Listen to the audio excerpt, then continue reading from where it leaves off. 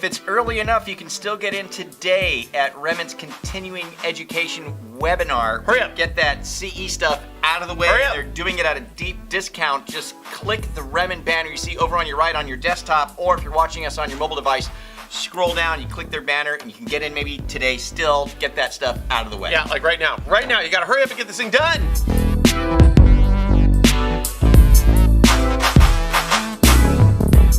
You liked my show yesterday, huh? I did, yeah. I wasn't around. I was on a motorcycle trip where I got 2 flat tires.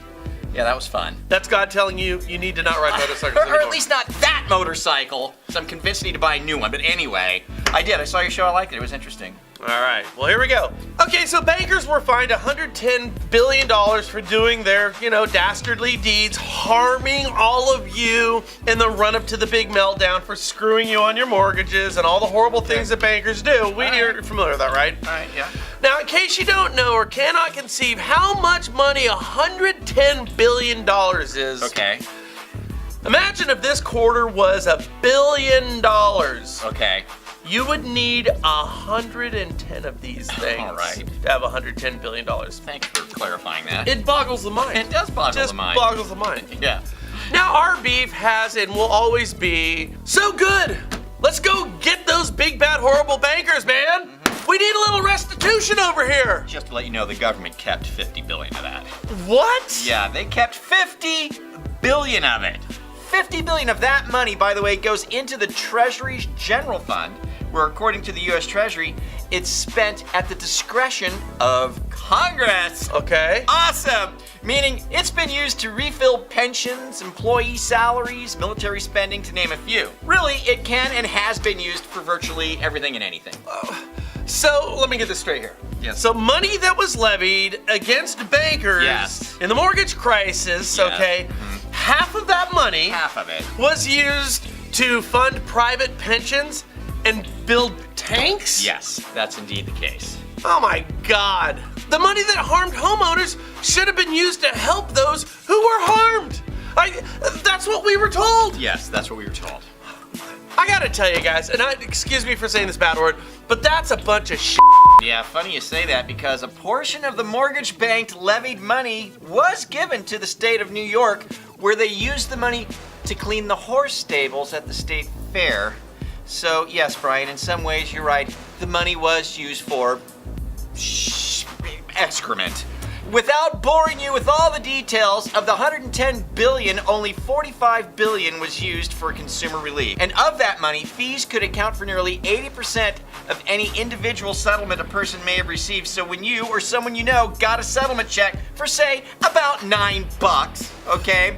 That's their portion of the $110 billion. That $9 was used to make them whole after the Great Recession. You know, Brian, it warms my heart to know that we have advocates in Washington, D.C. looking out for all of us. Well, that's just a bunch of shit.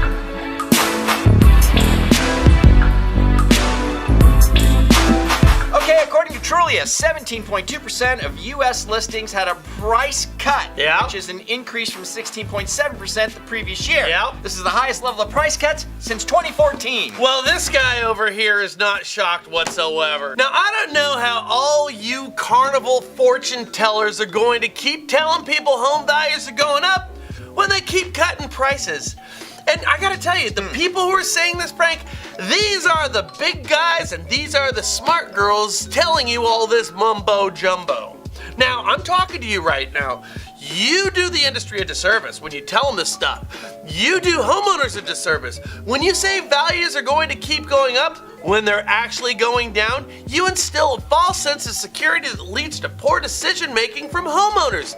Folks are holding, not selling their homes based on all your junk information, and that's costing them big bucks. I gotta tell you, Frank, it is not very nice of all these prognosticators. Trulia said that the higher rate of price cuts could be a confirmation that the market may finally be shifting in the favor of buyers. Oh, boy, that sure is insightful now, isn't it? Well, I'm telling you, all these price cuts could be it. Maybe that prices are getting cut. You're like the weather guy giving me yesterday's forecast. Yesterday, Frank, we had a 100% chance of rain. How can I tell you this with complete confidence? Because it it rained yesterday. Frank, back to you for yesterday's traffic report. My God. Point is this. All markets are different, and realtors need to understand the interconnected relationship between education and sales. The more you interact with folks about the shifts in the micro market called your territory, the more sales that you're going to get. The better agent that you'll be, the more informed buyers and sellers will be as well. All because of these professional real estate activities. Listen, guys, Knowledge is power. So arm yourself and share your knowledge, real estate agents. It's needed to fight the forces of market misinformation, which seems to be so prevalent. My gosh! Everything, it depends on your local market, but most of the major markets are definitely feeling this price reduction happening and feeling this cooling off. And actually, this is great news for a real estate agent, in my opinion, because now you have something to talk about that is genuine information where you can go out and say, you better list now. If you don't list now, you're just gonna make less. And then we've got on the buyer side, rates are going up. You better buy now, otherwise it's just gonna cost you more. So we're really in a unique situation where we've got it's time for buyers to move and it's time for sellers to move. You know, we've got the perfect storm here to really try and generate some business. Some agents gonna be smart enough to figure it out, and some of them aren't. We're in limbo, and something needs to change in the market to spur activity. I mean, and it's moving. So yes, we should applaud this. It's like we always say here, Frank, if BMW cut the price of a brand new 5 Series in half, nobody'd say, oh my God, this is horrible news for me. No, it's great news if you're buying a damn BMW. Right, anyway, let us know your thoughts on today's show. Leave your comments down below. Remember, it's 110 of these. Yeah, which means your portion is nothing. Forward, share, subscribe, and catch you later here at the National Real Estate Post. Well, next time you go to a state fair, I am stuck in this chair. you're going to just look at those horse stalls and say, you know what? The money that should have went to me for that Our foreclosure, fines paid for that. made sure that sucker's. They sure are clean. I'd be like, hey, there's some poop in here. Let's get this picked up. I lost my house for this stall, goddammit! Bye.